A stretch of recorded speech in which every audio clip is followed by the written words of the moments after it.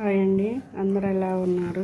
ఈరోజు వీడియోలో ఈరోజు నేను చేసినవి చూపిస్తున్నానండి. టిఫిన్లోకి ఇడ్లీ అండ్ చట్నీ చేశానండి. అలాగే మా వారు క్యారేజ్ తీసుకెళ్తానంటే కాకరకాయ వేపుడు, సొరకాయ ఇగురు కూర చేశానండి. ఈలోపు మా వారు బయటికి వెళ్ళి ఆకుకూరలు, ఫ్రూట్స్ తీసుకొచ్చారండి. అవన్నీ సర్దుతున్నానండి. బొప్పాకాయ, అరటికాయ, డ్రాగన్ ఫ్రూట్, తర్బూజకాయ, సపోటకాయలు తీసుకొచ్చారండి. అరటికాయలు 2 రకాలు తీసుకొచ్చారండి. ఒకటి నా కోసం, ఒకటి వారి కోసం. ఇవి మరీ స్వీట్గా ఉంటాయని తిన్నానండి నేను.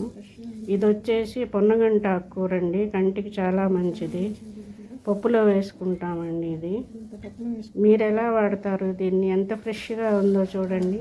అలాగే ఇది గోంగూర అండి. ఇది వచ్చేసి మంచి గోంగూర అండి. మా సైడ్ దొరికిద్ది.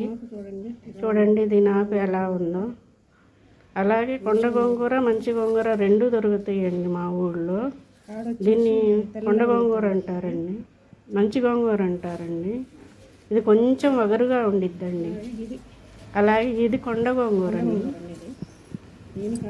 ఇది వచ్చి కొంచెం పులుపుదనం ఉండిద్దండి. దీంట్లో ఇది వండాలంటే ఇంక చింతపండు వేసుకోని అవసరం లేదండి. దీని ఆకు చూడండి, దీనికి దానికి షేప్ తేడా ఎలా ఉందనేది. అలాగే కాండం కూడా వేరే ఉండిద్దండి. దీని కాండం వచ్చేసి చూడండి, దీని కాండం వచ్చేసి ఎర్రగా ఉండిద్దండి. అది కొండ గోంగూర.